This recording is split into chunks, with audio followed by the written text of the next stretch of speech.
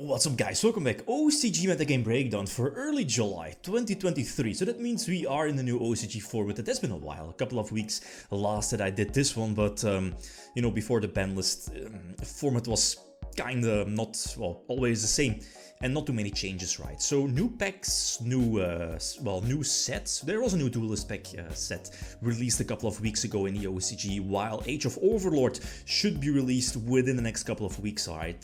July 22. So that's next week, if not mistaken. So let's see how much of an impact that's going to have on the current OCG format. So again, to refresh our memories, the new OCG format, as you see here in like you know, the small refreshing for our memories ban list. Most notable cards that got hit on the OCG Forbidden and Limited list, we see Fenrir. So again, Kashtira kinda hit hard in the face with that Fenrir ban. Same for Cyberstein, and Smoke Grenade for some reason was still illegal.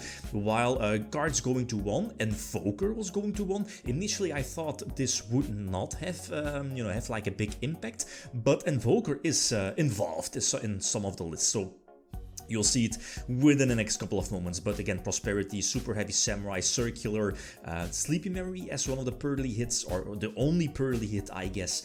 While other notable cards, Block Dragon going to 2, but as you know, that doesn't really change that much for Emancipators. Then again, as you know, in the OCG, they ran Emancipators with Super Heavy Samurai, and that's, you know, part of the deck got hit kinda hard. So that's basically it. Maybe Nadir's Servant, it's involved in the branded portion, simply, you know, branded fusion is at the one in the OCG format, so that's kinda big as well. So okay, Road of the King, again, all sources will be in the video description, and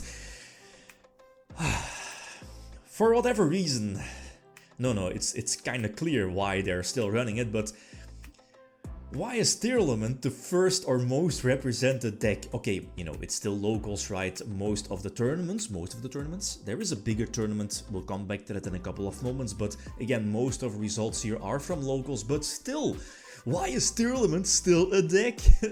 Like, the entire archetype and ancient Ishizu cards, they have been limited, some of them are banned, and people are still on Tearlaments. Why are people still on Tearlaments? It just doesn't make sense. No, it does. You'll see why. But other than that, this is, I guess, very similar to what we've seen before, like the past couple of months, half a year, even maybe a year. The OCG format is super diverse. They had like the number one spot was like switching between Rescue Ace, Pearly, for example. And now Tournaments, we see Labyrinth popping up as well. But as you know, as we saw, you know, on the ban list, there were some decks, or most of the other decks were kinda hit, and Tournament is still doing good. So first place, I guess, the most represented deck. Road of the King decided to feature this particular deck. I think most notable here for Tournament, other than all cards either limited or banned, well, banned cards, you know, get Galos and stuff, but the Punk Engine. And again, for whatever reason, it might be the time. The OCG says no, but again, it might be the time to finally hit Chaos Ruler. It's also legal on Master Duel, and I'm sometimes enjoying the card, you know, featuring Punk and Assault Synchron, but be honest, it's time. Chaos Ruler, it makes the deck, you know, like, it makes this deck.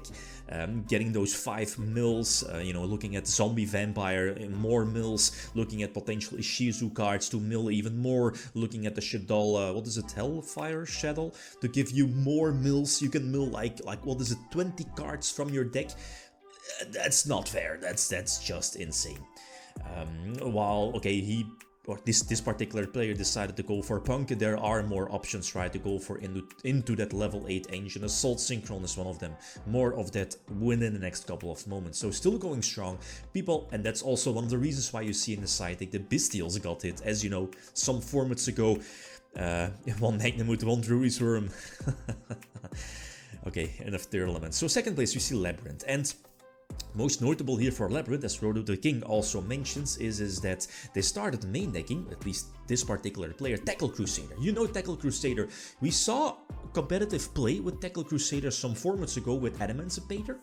The most notable reason why there's this Labyrinth is running this one, simply if Labyrinth is going second, you can use one of the furniture cards to, you know, discard itself to the graveyard with Tackle Crusader and then immediately interrupt your opponent by putting a monster face down because of Tackle Crusader, because, you know, it's sent to the graveyard. And that's kind of nifty. That's really nifty. It's a hand trap on another level, if that makes sense. So that's actually really cool. And it hits a lot of, you know, powerful decks in the OCG. I'm looking at Pearly, one of the most represented decks, puts one of the, you know, bigger monsters face down.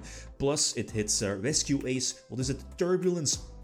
That sets 4, so that's kind of big. That's actually a nice tech card. And another card, one of the newer cards, I think that you know, Labyrinth is also running, as you see here, like on the bottom part between the trap cards, is transaction rollback. It's a trap card that you know, you can easily, I mean, its graveyard effect I feel is much more important. You can easily set it up in the graveyard. You know, you can just discard it with one of your furniture cards, and let's say if your opponent like ashes one of your Labyrinth cards, you can just use its graveyard effect, copy Labyrinth or welcome Labyrinth, and still special summon one of your bosses to the field. So that's again another solid addition for the deck. And we saw the new support here a couple of moments ago today with you know, Labyrinth getting another monster. The deck is not going to die out for now. We'll see. Maybe it's getting weakened in the TCG, but who knows. Okay, so Rescue Ace. Rescue Ace is again one of the newer decks for us TCG players. We got that new support and Duelist Nexus, right? This particular deck list I feel is a little bit out of the ordinary main decking, or, you know, having access to Auroradon, for again whatever reason it's still legal. You know, with like the new Sky Striker Ace Link, you're able to grind yourself up to Auroradon, featuring O-Lion and Jet Synchron. Short set, the combo is there to put up double Omni Negation to make sure that your Turbulence is going through, you know, setting 4 spells and traps from your Rescue Ace archetype directly to the field. What is it? You could end on Dragster, the level 7 Synchro, to negate like Imperm, and Herald of the Arclight to negate like a, you know, a Veiler, for example. So again, making sure that you can pump out or at least set 4 directly from the deck. There are some other builds in like the Japanese Nationals, I guess, in a couple of moments, but I mean, this is just super straightforward, featuring Smaller World as well. The last one being branded, nothing I can, you know, it's regular branded, the Gimmick Puppet Lock. Other than that, I don't see anything out of the ordinary. Maybe Ghost Bell, as Road of the King mentions, Expulsion is still there, but other than that, I think this is a fairly straightforward branded deck, so no surprises here. And last but not least, we see Pearly. Again, Pearly got a small hit in the OCG. I feel a much better hit compared to us TCG players with Sleepy Memory. You know, the deck was hit far too soon for us and far too big. But anyway, that's besides the point. So one Sleepy, and that's one of the reasons why at least this particular player opted to main deck the field spell at 3. Again, potential, you know, during the end phase, attach that Sleepy, that could be important. Plus, Triple Yeep, I believe the name is, the trap card, you know, just reveal it by, or at least reveal 3 copies of it by My Friend Pearly, and, you know, you're pretty much set off if you're going first. So Pearly's still there, and again, it's an upcoming force, more so for us TCG players with the new support. So that's basically it for the first, you know, part of the Road of the Kings analysis. Second tournament, we are at the, I guess, the Japanese National Championship. It's an invitational, 64 players, top players. Again, you have to be invited by the other smaller tournaments, but still, it was won by Pearly. No surprises. Again, it feels very similar, if not the same decklist as we've seen before. So again, we're not going to discuss that. The Rescue Ace decklist is somewhat different. Main decking Shifter plus a little bit more monsters. Rescue Ace monsters compared to the one we saw before. I feel this one is more fragile. I mean, both have their advantages, I guess. Well, fragile. Like the Synchro package, you're kind of forcing yourself main decking those bricks, Jet Synchron, O-Line, and this, okay, you're maybe playing it more pure. No Small World? Okay, no Small World. So it is what it is. Third place, again, Furniture, Labyrinth. Any surprises? I don't think so. We see the transaction card, we see Extravagance also in the main deck, and the Shuffler, so no surprises here, I think.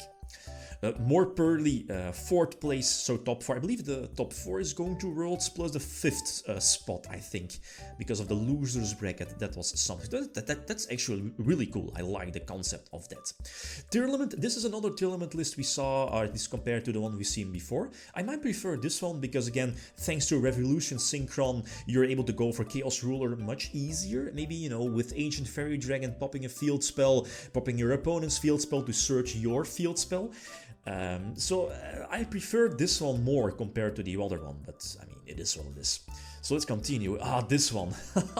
Rongo Bongo.